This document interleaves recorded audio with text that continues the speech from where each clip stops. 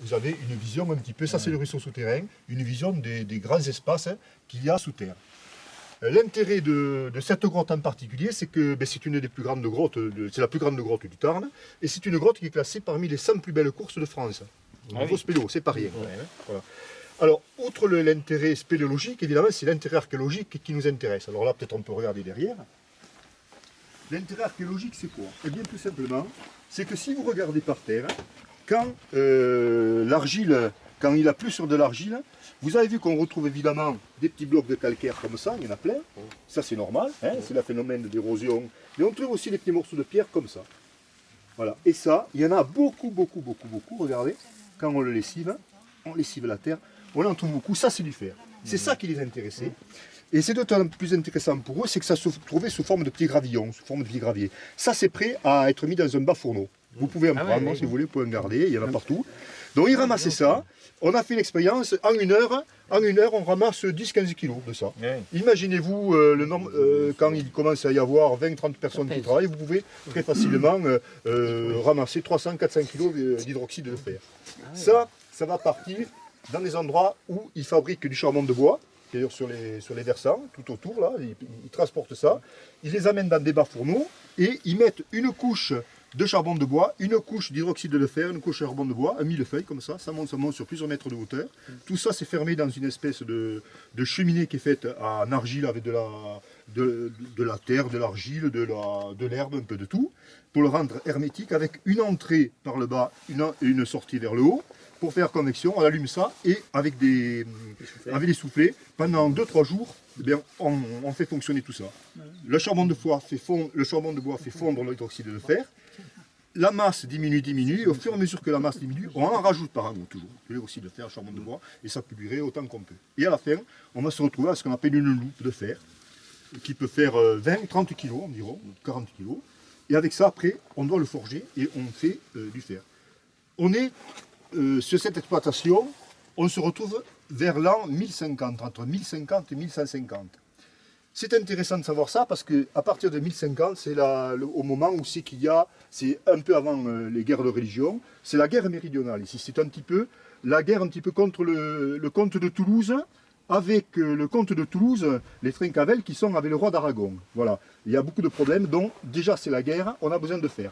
Deuxièmement, il y a des conditions météorologiques vers l'an 1050 qui sont propices à la culture, il y a moins de famine, moins de mortalité, donc il y a une sorte de démographique qui se fait, donc on a besoin de fer pour les outils aratoires, pour pouvoir... avant les outils étaient pratiquement en bois, donc on a besoin de beaucoup de fer, et ici, les gens ils vont trouver le fer, évidemment au début, ils découvrent le fer en surface, ils le ramassent en surface, on ramasse, alors il devient des nodules, maintenant on en trouve presque plus, des gros nodules comme ça, on a trouvé des grandes plaques de fer, très importante, vous les voyez, voilà la grande plaque de fer. Cette plaque de fer que vous avez en photo, elle est à peu près comme ça.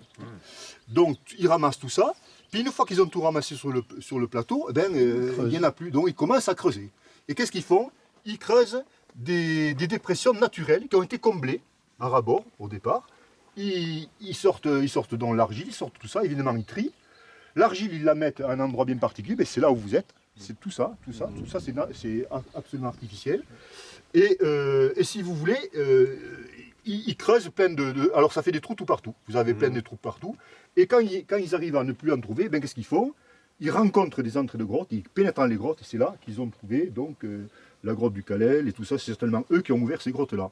Ce qui est intéressant dans les grottes, c'est que c'est des véritables conservatoires naturels, puisque plus de 1000 ans après, on retrouve des marches, on retrouve des traces de petits foyers. Il y a même des gars qui ont eu des accidents.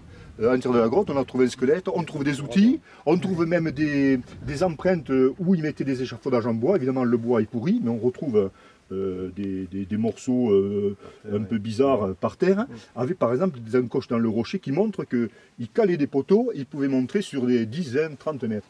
Et ça, c'est assez unique.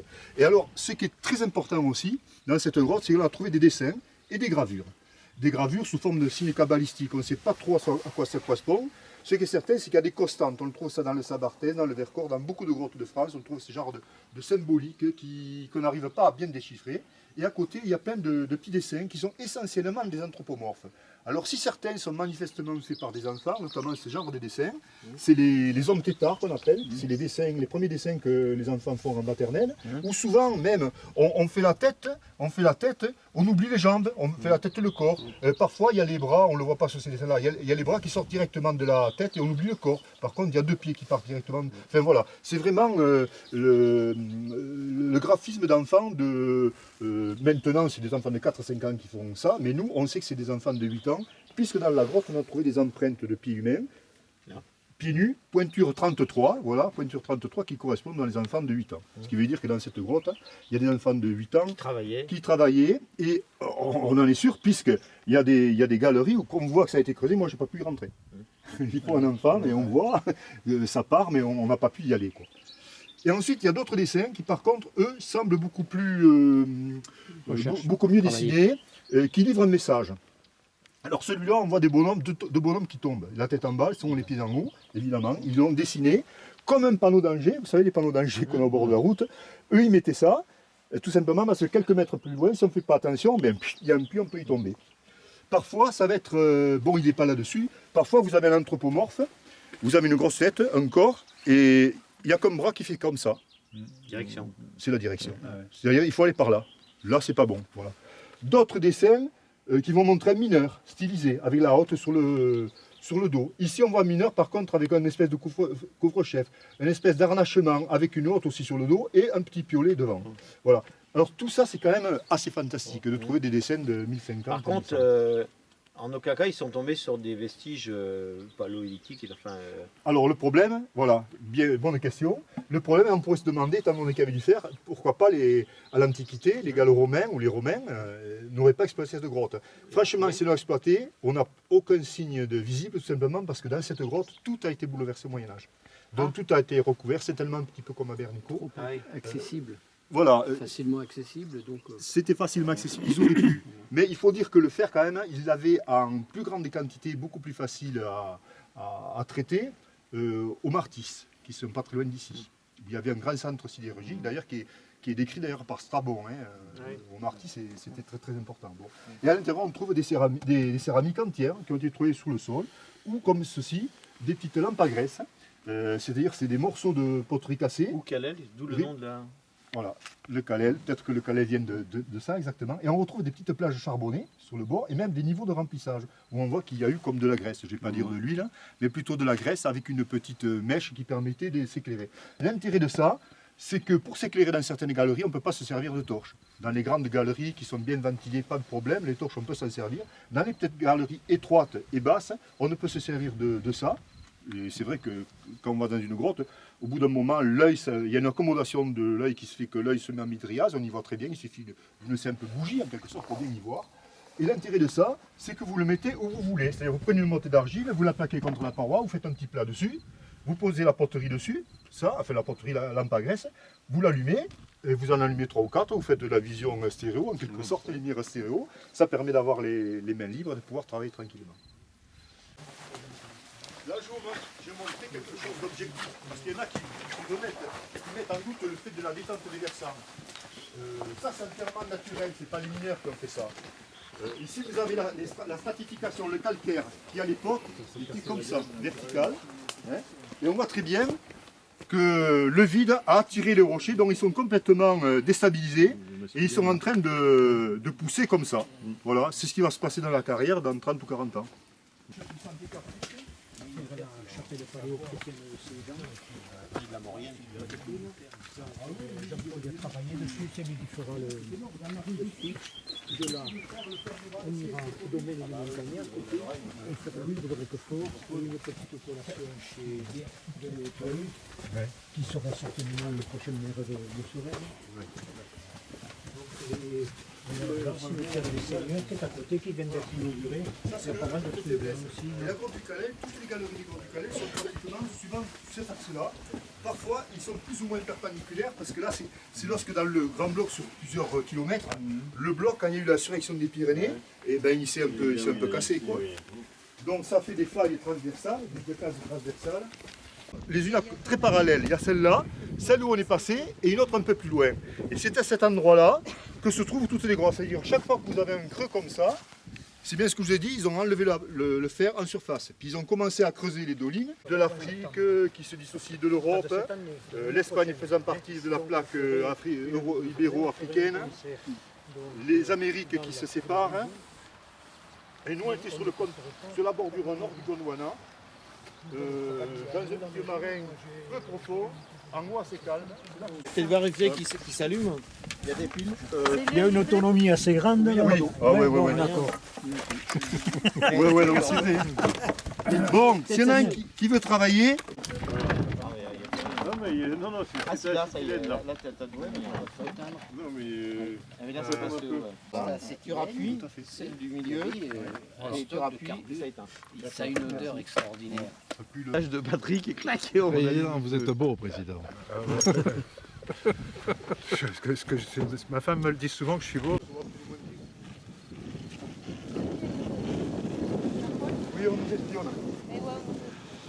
Faites pas la tête. L'entrée qui est c'est-à-dire le réseau. Ah, mais il y a l'éclairage à l'intérieur. Bon,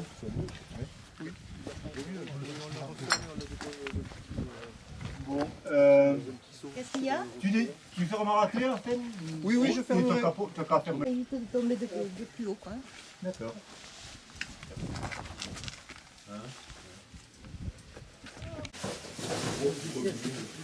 N'hésitez pas à demander. Vous avez remarqué que dans la roche, parfois il y a des endroits qui vont très bien pour mettre des pieds, pour bloquer. C'est les gens du Moyen-Âge qui les ont taillés. Ici c'est pareil, ils ont coupé ces planchers stalagmitiques pour pouvoir passer. On peut penser qu'au départ. Vous les éclairez pas. Je vais vous montrer tout. Je vais vous montrer des chauves-souris si vous voulez bien. Oui. Il y a des chauves.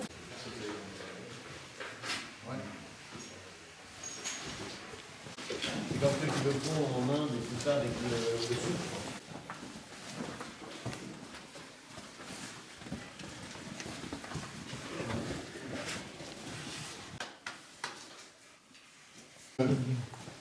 Bon, on est environ à moins 35, moins 40 par rapport à l'entrée.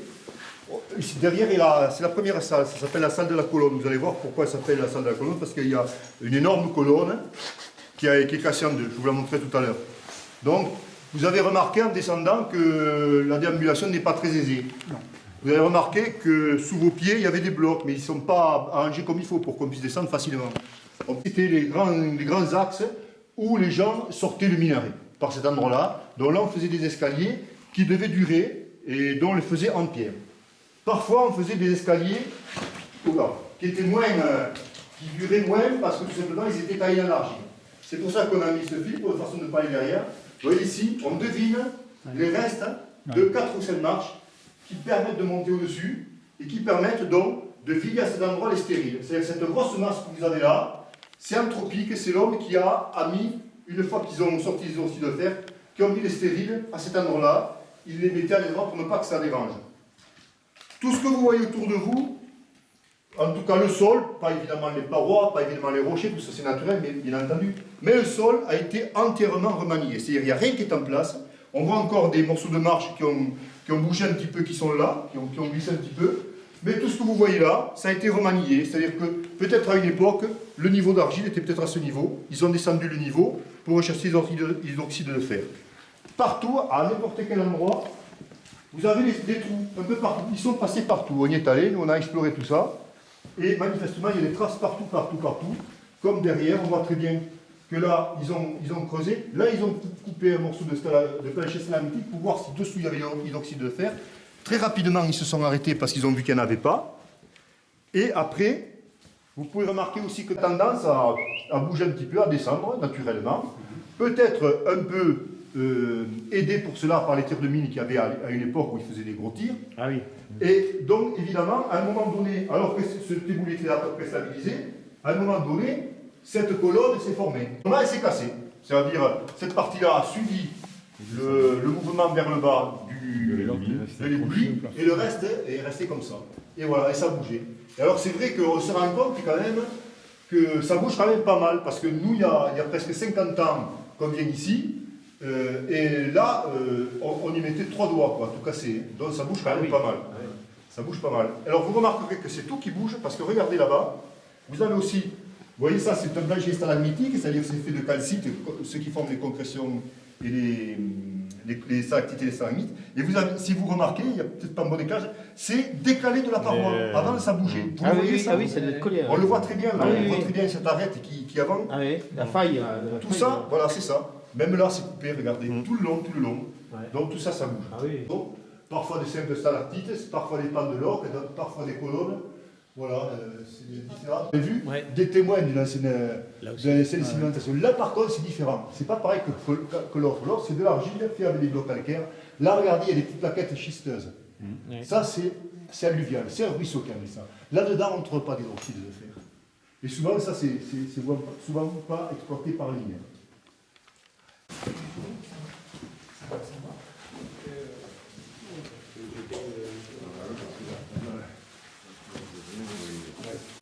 C'est à l'entrée de la galerie. Bon voilà, ils ont bien décrit où cette galerie-là. Tu le regardes, s'il te plaît, comme il faut. Il faut le voir. On l'a pas vu du premier coup. Il aurait pu le passer l'os dans la chaux, blanche. Ouais, ou un coup de peinture rose, on y a bien passé. Donc, ici, le pied là-bas. Vous enlevez ça, vous allez là-bas, avec ce pied-là. Voilà. Et vous allez en face, ok? Donc voilà, 1, 2. Après, aux autres, je vais expliquer. Vous m'entendez là? Regarde, Bertrand, regarde. Le fer ici, tout ça, ça a été taillé, ça a été coupé. Ils ont cassé le fer, un petit peu là. Et là, ils ont taillé le rocher en rond pour pouvoir passer, pour ne pas trop se baisser. Et alors, vous aussi, où c'est qu'ils posaient les chandelles? Alors là, ici, il devait faire encore avec des torches.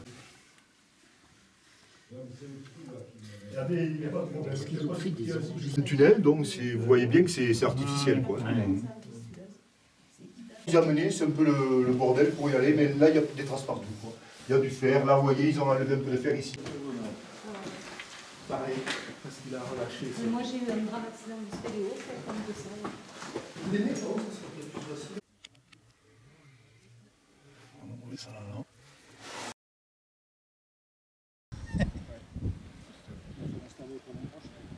C'est aussi un spélo qu'il a acheté, parce qu'il y a 2 ans ça. Elle était vraiment. Ah oui, mais là tu dirais un peu, c'est ça devient un manoir, quoi. C'est vachement bien, hein. Ah oui,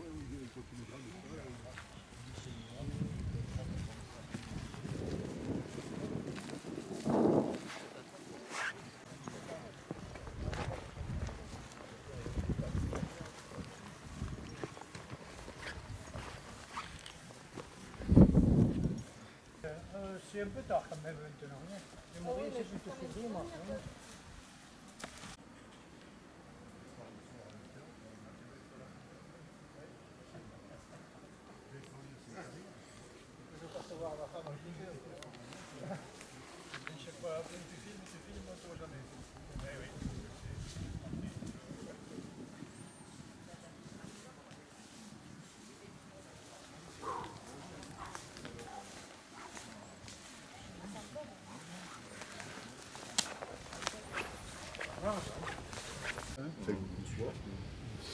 Donc ça, avant ici, c'était évidemment, il y a l'alluvionnement, tout ça qui s'y est mis, mais à l'époque ici, ça faisait 10 ou 15 mètres de profondeur, et il y avait un grand gouffre qui pénétrait dans des obstructions, des obstrues. On remonte de 8, 10 mètres, 12 mètres, et à un moment donné, il y a un effondrement qui se fait, quelques blocs, et on voit un petit trou. Et le gars, il passe, on avait amené des baramines, il voit que c'était l'air libre. Alors après, il a fallu retrouver à l'extérieur, bon, donc là, tout le monde savait d'où on est venu, et les gars qui étaient en surface, et les gars étaient restés dans la grotte, ils voyaient le match, la pioche qui sortait, quoi, par là. Alors, on a ouvert au maximum. Alors là, ça, surtout quand même, c'était un truc qui faisait comme de toi, Bertrand à moi, un grand truc qui descendait. Alors seulement, c'était très dangereux, parce que c'était très instable. Donc on a mis, là, il y a 10 buses, 8 ou 10 buses. Ça fait 8-10 mètres de long. Donc on descend, c'est comme ça, c'est des échelons. Des échelons. Il y a 2 systèmes de fermeture. C'est pour ça que la grotte, même sur le plan historique, elle rentre dans l'histoire de la spéléologie française, quoi. Et nous, on a creusé la profondeur qu'il y a là pour pénétrer dans le réseau souterrain. Parce que les pertes, elles bougent sans arrêt. Disons, là, à une époque, il y avait une perte du ruisseau qui bon, on va le faire dans l'autre sens, on aura le temps. La perte se mettait là, il y a très très longtemps que ça coule plus, donc ça se perd un peu plus haut. On va le voir, vous allez voir où ça s'est perdu. Où le ruisseau se perd. Qu'est-ce qu'il y avait écrit sur le papier? Et bonjour. Ah, il y a des lutins. Je le savais qu'il y avait du lutin dans la truc. Oh, oh la jolie cabane. Ah.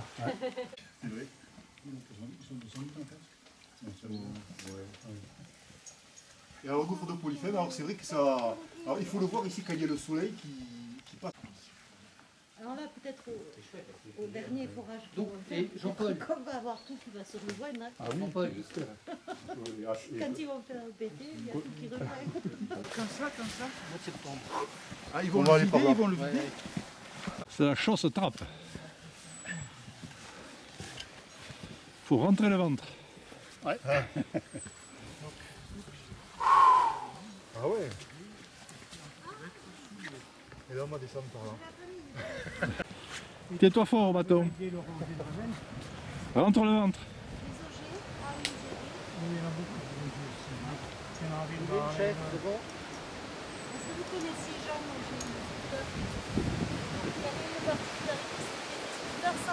Que vous pouvez faire maintenant les conditions de sécurité. Les normes européennes.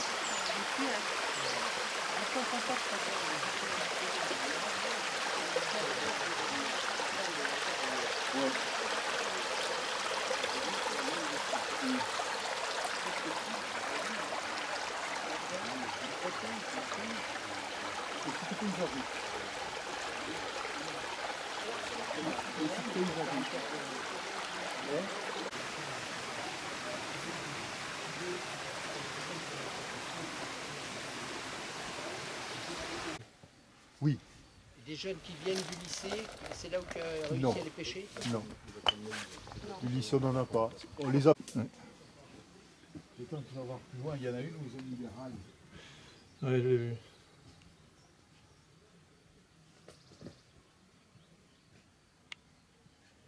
En plus, c'est En dangereux. voiture, je leur faisais croire que les balles de fourrage. Mais quand le train arrive, il c'était siffle. des fabriques de chamallows. Ah, il risque rien. Et le train sifflera 3 fois, hein? Et alors, t'as vu, il y avait même le truc pour les deux wagons, tu vois. Un qui arrivait là, l'autre descendait. Tu sais, dans Indiana Jones. Tu veux venir un peu filmer? Je sais pas si tu verras grand chose. Non, ça va, c'est juste venir Clair. là. C'est clair. Tu vas essayer de. Fais jouer l'aiguillage. Bernico Fondeil. Et le chef de gare, hein? Ah oui. Non, ça Ça fait c'est. penser au train dans Indiana Jones, là, le truc qui part dans les. Ouais, ouais. Ouais, c'est ça. On l'a dit souvent. Hein. Un annuel de l'histoire. J'ai deux de mes fils qui sont. Ils en vendent. Ils en vendent. Et de toute façon, si tu veux, nous, si toi aussi. Le boucher, tout un groupe en arrière, je pense que les anciens. Je crois qu'il y a eu une histoire là, avec Maroc il n'y a pas longtemps. Mais c'est parce qu'ils t'en ont Oh, puis alors, tu sais, les emmerdes, ils n'arrivent jamais dans. Tout seul, hein. Ah, bah non, en général, c'est la série. C'est en rafale.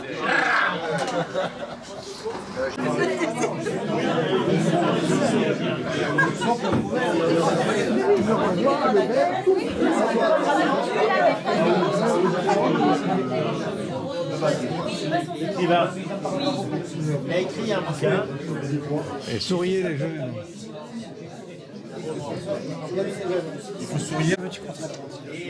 Tu veux qu'on se fait exubérant?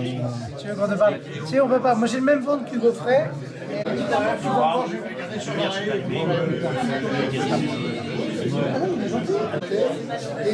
Et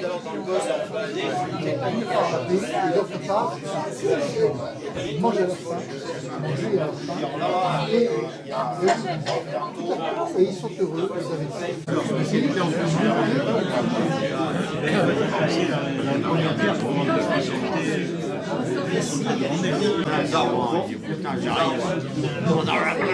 Il saute. Ah, Hannibal, non, c'est pas Hannibal, c'est pas Hannibal, c'est Hannibal, les balles sont restées sur la. On respecte les sécurité. Quand tu viens de par Riquet, de la statue de Riquet, là où il y avait Intermarché. Et Léon. Ah oui, ah oui. Ils ont un petit chien. Ton chien, c'est le petit chien. Oh là là. Souriez, vous passez à la télé. C'est la vision. C'est l'Eurovision. C'est dans FR3. FR3. Il va revendre. Monsieur le maire, qu'en passez-vous? Non, Perpignan, c'est à 5 km de la mer. Enfin, moins d'ici.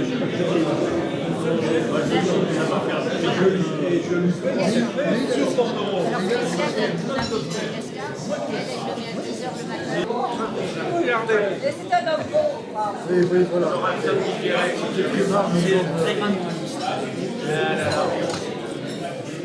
J'avais un bon copain, je suis femme, qui était directeur dans la il y a un mec qui s'appelait Paul Milan.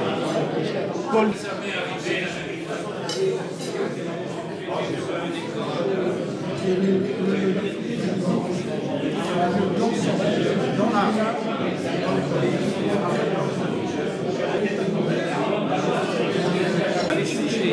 On a parlé photo.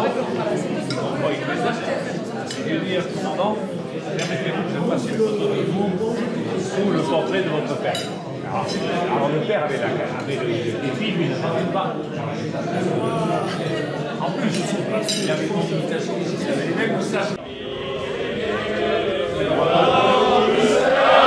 Avec mon cœur sur notre drapeau, car on a fait le bruit de nos louanges pour exalter près d'un des sommes mots.